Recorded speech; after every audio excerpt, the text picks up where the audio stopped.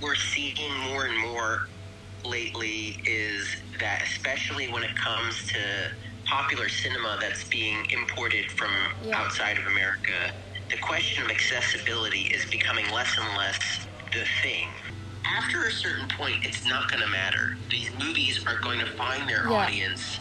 The new audience is basically going to be growing from the core out. It's not going to be, trying to pull from the out in.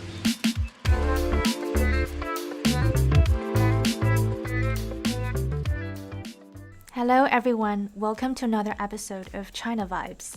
So in our last episode, we talked about the rise of multiple Chinese IPs, from Labubu and online microdramas to big screen hits like The Wandering Earth, Creation of the Gods, and Nezha.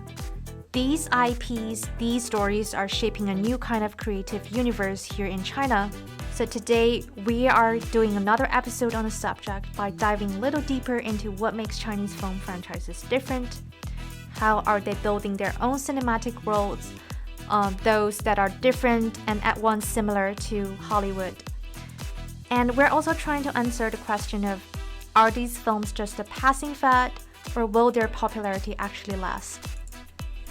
Joining me today is Simon Abrams, a New York-based film critic whose work you've probably seen in The New York Times, RogerEbert.com, Vulture, and Vanity Fair. So Simon, welcome to the show. Could you first briefly, just in a few sentences, introduce yourself? Hello, my name is Simon Abrams. I'm a film critic here in New York City, and I am an avid follower and great interest in Chinese pop culture and Chinese popular cinema in particular. So let's begin.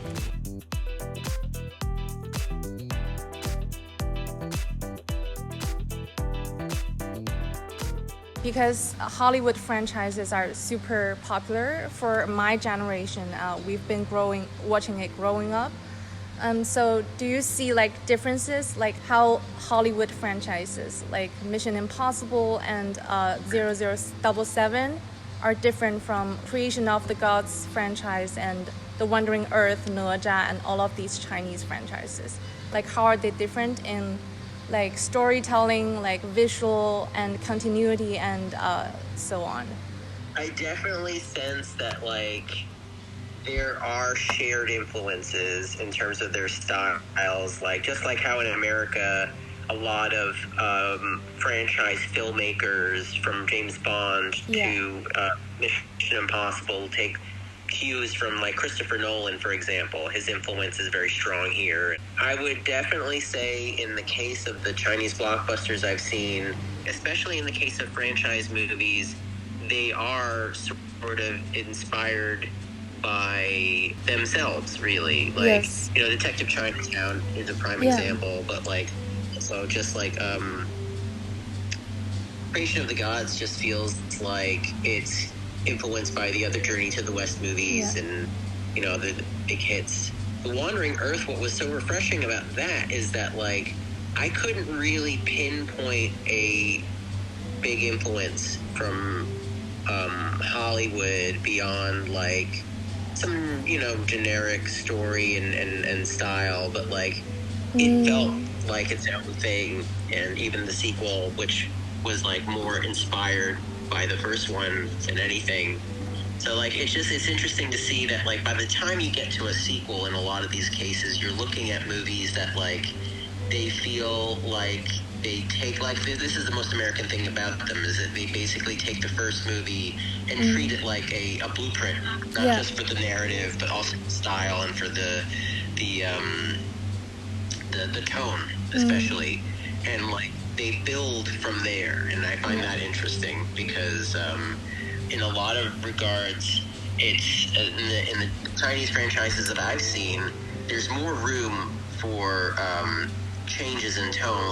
Nezha 2 doesn't feel like Nezha 1, except for a handful of scenes where it's it has some of the humor of the first movie, but it definitely feels like a departure. And I find it refreshing because it's you can definitely tell that there's a mind to try to be similar, but there's also a greater impulse to to keep going. I'm grateful for that because honestly, American franchises don't always do that. It's interesting because also in our last interview, you mentioned like how Nezha 2 was different from the first one in the sequel. And also Creation of the Gods, it's an interesting example because in China, Creation of the Gods 2 is poorly received. Like it got it got a very low rating, and it's like widely critiqued by both the public and also like Chinese film critics and insiders. So but Nezha is the other way around, whereas the second one is more successful, like in terms of commercial box office sales and also criticism in China. Right. I just wonder because most of Chinese franchises are only approaching the second one in the franchise. It's unsure how they are going to if they are going to shoot the third or the fourth one, how successful will that be? What do you think about that kind of the issue of sustainability within creating Chinese film franchises? Because it's a very hotly debated issue. Sure. I think what's interesting is that for a while there was so much poaching with regard to Hong Kong stars and making that the bringing together of them with mainland pop stars and stuff. That was the initial way to start franchises or to start, big star vehicles and things like that. And I see now there's less of a focus on that, for example, since you mentioned it, because I gave that and Nezha 2 positive reviews when they came out. And I was actually kind of disappointed in the other Lunar New Year title that I was really looking forward to was the Legend of the Condors adaptation. And what was so interesting to me is, I know those books, I know the story, so, I understood why it felt so kind of cluttered and not really, I understood what he was going for. There was, a classicism that, it helps to have read the books. And, but at the same time, I was just thinking, what would somebody who hasn't any familiarity with this stuff think? Yeah.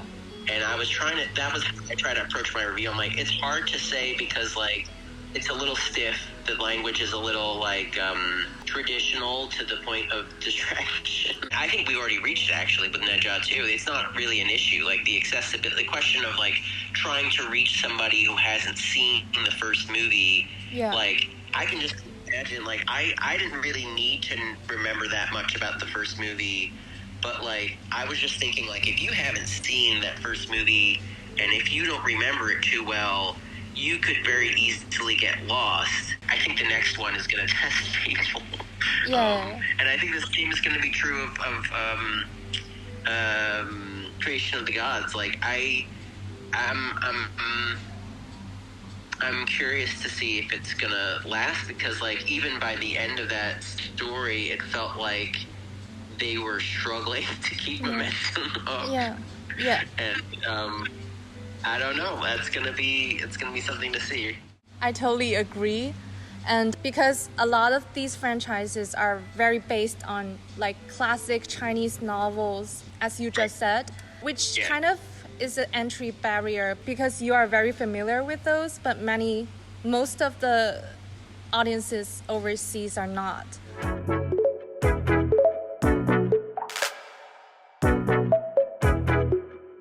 So do you when it comes to because Hollywood is very famous for reaching a wide global market, do you see that happening for Chinese franchises? I think what we're seeing more and more lately is that, especially when it comes to popular cinema that's being imported from outside of America, the question of accessibility is becoming less and less the thing. For decades, it was perceived as the big reason, for example, why comedies were considered too regional to be worth bringing to outside of their home countries, or why a lot of movies that required some familiarity with either the subject or the the stars or whatever, they were considered too regional, which is a phrase that I hate, but I've heard so many times. And I think that, for example, the way that Japanese anime, in terms of its incredible popularity this year, it has shown people something that I've been theorizing for a while. In the last couple of weeks, there was a big release of Demon Slayer that was here 2 weeks in a row, the #1 movie in America. This is the third sequel, and it's not pitched at new people. This is the year that people have been wondering about, which is, the year that the Chinese box office surpassed the American one. There have been so many big hits in China this summer alone. Like, it's kind of amazing because here in America, like, when one movie makes the same amount of money that, say, like, the recent Jackie Chan film did, it's like, oh my God, we're back, America, they're doing great.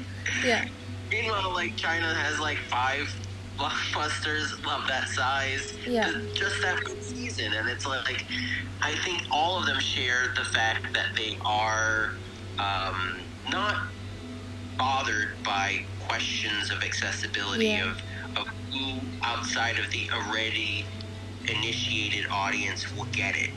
And I think that that's going to become more and more the way. And I think that it's interesting because, for example, Western journalists, for the large part, anticipate for their reader is unfamiliar with what they're writing about, whether it's the subject, the movie's existence, whatever. And that's a good standard for journalism. That's especially a good standard for film criticism. But the problem is, after a certain point, it's not going to matter. These movies are going to find their audience. And partly it's a matter of clever marketing, but it's also just a matter of, like, the audience isn't stupid. They're not in a vacuum. They know, and they can relate. And even if they can't relate, they're not all so hung up on the question of, well, did I get everything? It's going to be an interesting thing to see play out because there is obviously, as we said, continuity on the mind. There's the idea that it's a sequel, and therefore its success was based on the fact that now people know what to expect. They've seen the first one, hopefully, and it's just, I think it's a balancing act that's going to be continually skewing less and less towards, like, trying to ingratiate a new audience. It's basically, the new audience is basically going to be growing from the core out. It's not going to be, trying to pull from the out in as much anymore.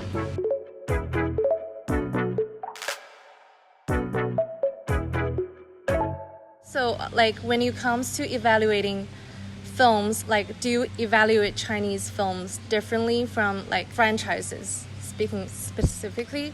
Like, do you evaluate them differently from those Hollywood films that we just discussed? Like, yes and no, because, like, for example, I saw the most recent Mission Impossible film, and I was judging that, for example, based on the last couple. And compared to them, it was, kind of whatever, because it was so similar. It really didn't add anything, and it kind of just sat there. And the difference is that for a Creation of the Gods 2 and Nezha 2, I'm trying to look at it as, well, why does this movie need to exist? Like, what does it do that is either working or not working? I think you have to, in that sense, be open to letting the movie's strengths and weaknesses speak for themselves. And that's the goal. That's how good I am at that is going to be a matter of case by case. Speaking of Hollywood franchises, and also as you just mentioned, like Japanese anime, what do you see are happening in those two fields? Because in China, people are saying that we're losing interest in Hollywood traditional classic franchises, and even if it comes to, like, new franchises like Dune, and others people are not that interested. The most famous one in China this year, I think, is F1. Brad Pitt. F1, right? Yeah. So, do you see that also happening in the U.S., or is it like a different kind of? Well, F1 is an interesting case because it's obviously a separate thing. It's not based on or a spin-off of something. Yeah. But it would be hard-pressed to imagine that the makers of that movie weren't expecting people to make a connection with, say, Top Gun 2. Because partly because it's also a big middle-aged star going really fast, but also it's the same director. It's the same concept of putting the emphasis on spectacle and the way that you should see it in a theater, like how Tom Cruise is always telling you, like, you gotta go to the theater, movies should be seen in a theater, and like in that sense, the event strategy and the approach to drama of Top Gun 2 is an influence. Like it's sort of seemingly spun off from that. But what was interesting is that like the movie made money here. F1 made money here, and I don't think that after it was in theaters, no one's going to be talking about it for very long because it didn't feel like an event. It felt like they were using the same strategies to make it seem like an event. It wasn't an event. By event, sorry, what do you mean, like by event? Because well, it didn't feel like everybody was talking about it. It didn't feel like there was any social pressure to keep up with things, or the idea that like a screening of F1 with on a big IMAX screen or whatever is something you gotta go see, as opposed to say right now you have IMAX, you know, like there's a cultural centrality to it that makes it feel like if you don't see this movie, you're missing out on something. And F1 doesn't have that. I agree, and that's also what's important about franchises, because many of the franchises have that kind of cultural centrality, and that's an interesting point, because I think that is also happening for like Nobody and Nezha, because people are really talking about how like different characters relate to themselves, and they expect people to know, like have watched the film and know those details. There's like a Spike Lee movie that just came out with Denzel Washington. Like that's available. It's amazing to me because it's like we're spoiled in New York because we have that opportunity to see these movies theatrically, and they feel like events to us. Yeah. But for outside of the bubble of New York, it's hard to say because it's like the story is less culturally central to people's day-to-day lives. You know, they're not going to know necessarily about. I mean, F1 was the rare case because I think they realized that like this was like, you know, a hype-worthy event, and like they tried in that sense. I think a little harder than others, probably because they spent a little more. I just keep thinking about that Korean film that just came out here in America, Kpop Demon Hunters, and its success took everybody so by surprise, especially in Netflix, that like it was just amazing. They released it after 2 weeks of it being the number one movie on the platform. They released it theatrically with an event-style theatrical screenings where it was like you should come and you sing along with the movie. And because K-pop is so popular here in America, it became the number one movie in the country that weekend. And it's like, yeah, that's what we've been saying to you this whole time. You buy all this content and you release it without much care or attention to building a new audience and building something for the future beyond what's already there.